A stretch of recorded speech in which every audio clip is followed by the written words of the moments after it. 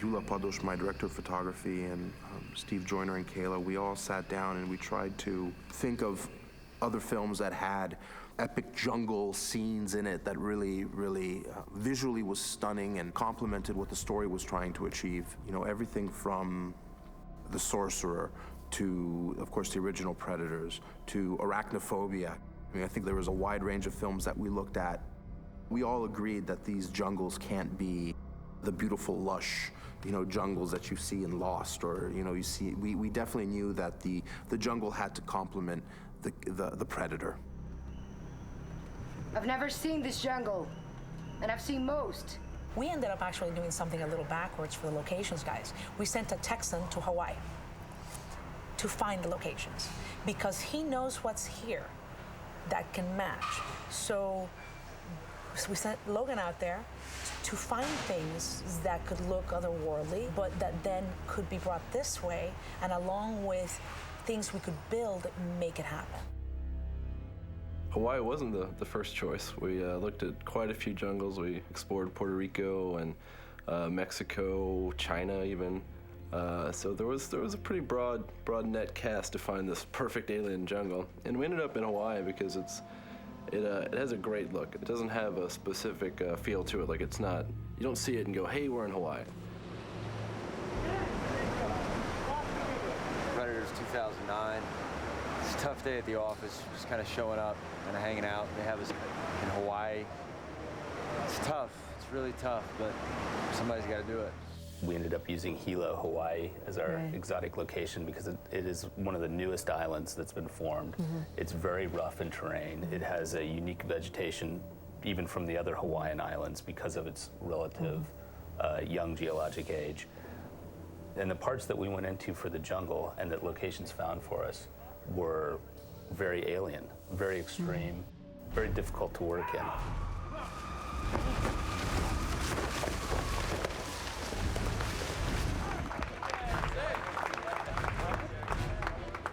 From the very early things I've done, I was always very lucky to be surrounded by stuntmen who were extraordinary at what they did. Jeff Dashnaw were just incredible, and the things that they were capable of doing and doing them safely was impressive. It was really impressive. I'm gonna do my own stunt. Check that out. That's the drop that they're doing today. Oh my God! That's crazy.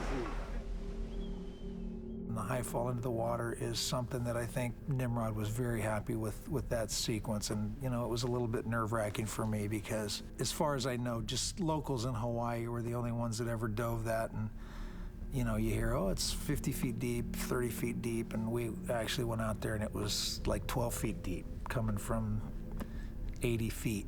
So we had to do a little prep work there. I get worried about jumping into a pool sometimes, let alone jumping off an 80-foot cliff, so it was pretty impressive. You know, the fact that they were able to do the things that they did was incredible, but the fact that they were able to stand up at the end of it, you know, and give me a hug, that meant a lot.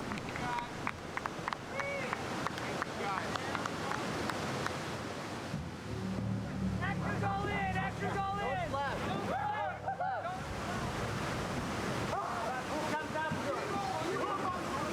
This is just like what it was like almost every day on that 70 show. So there's nothing new to me. That was so much fun. Oh my God. You know, when I read this, I thought, this isn't really gonna happen. It really happened. It's unbelievable, man. Very cool. There were a few locations which we tried to match to Hawaii, which we actually found practically here in Texas. We also found a lot of locations that were very otherworldly, alien-looking, not far from Austin. So, Austin is weird. So this is Hamilton Pool. It's a county park. It's definitely a natural wonder. It's an amazing place, and we're very lucky to be here. We had to put a lot of environmental concerns at the forefront to be able to work in such a sensitive area. And we were very lucky to have the county cooperating with us and letting us be here to film. The problem is we scouted this location about 2 months ago, and there was no waterfall. That's the first part of the problem. The second part of the problem was it was much warmer. So suddenly, a scene that was meant to go from a very angry place to almost an intimate place has been ruined because we have, though gorgeous, but completely impractical waterfall. My actors are freezing. The sound department hates my guts because we can't hear anything. I put my DP in the water as well, so he's not very happy with me right now either. This is a tough day. I'm so proud of them. That water is so cold. Nobody would want to be there. People talk about the glamorous Hollywood life of actors. There you go. The water is cold. My understanding is Texas is actually in the south, but I guess not. But the air temperature is much colder, so it's good. You know, I feel like I'm earning my stripes, you know? Central Texas has so many weird rock formations, and Texas in general does too. I mean, you go to Big Bend, and it's like, whoa, what is this? And I really feel like if you're creative and you can match it and then create things on a stage that go along with the same thing, then you have the makings of pretty much being able to shoot anything here.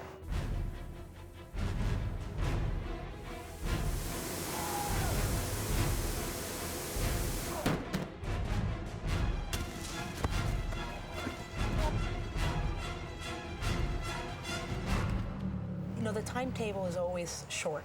That's part of the reason we can make them for less than somebody else could have. It's a whole culture of thinking. How can we make this movie for this money, but make it huge, make it look huge? You know, this is the same budget as Sin City, but this one has huge sets and not as much visual effects.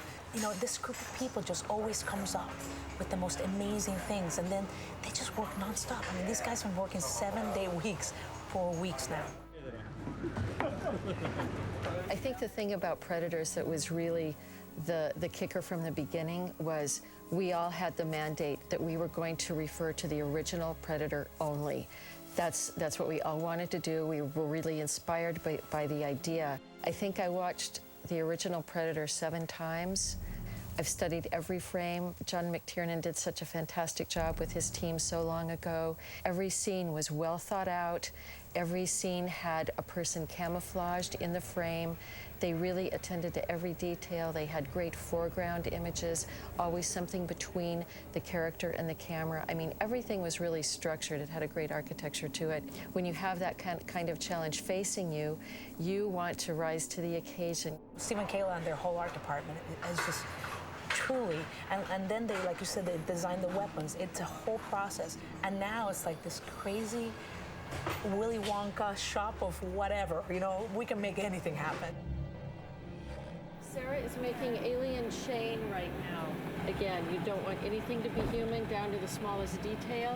So all our links will be made of rubber and assembled, especially for great foreground moments. You want to have things always in foreground, and this is a great way to do that, and it gives a cool bit of visual interest. This is a prop that's coming up in a few days. This is a weapon that I think will be used between Royce and the Berserker.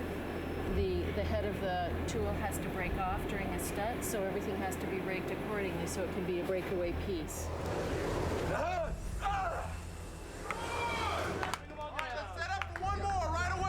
I think one thing that Robert Rodriguez achieved in Troublemakers is it is a filmmaker studio. And unfortunately, in a business where millions of dollars are involved and it has become very much a business, you lose a lot of the artistic process. And one thing that Troublemaker and Robert gave me was an environment in which to make a film based on what the filmmaker feels is right for the film. And that is something very special. And then let me see where your look is gonna be. Ready? And Hold it with the other hand then. Grab the leash with the other hand. There you go. There's no studio heads down here, you know, telling people what to do. They get to come and really play, and I really enjoy hiring people to come do something different than they usually do. I think that he was able to protect me in a way that And it may have something to do with distance, I don't know, but I think it had a lot to do with just making sure we had all the tools and toys to play with. It gives them a real opportunity to spread their wings and be very creatively fulfilling and prove themselves in a different way.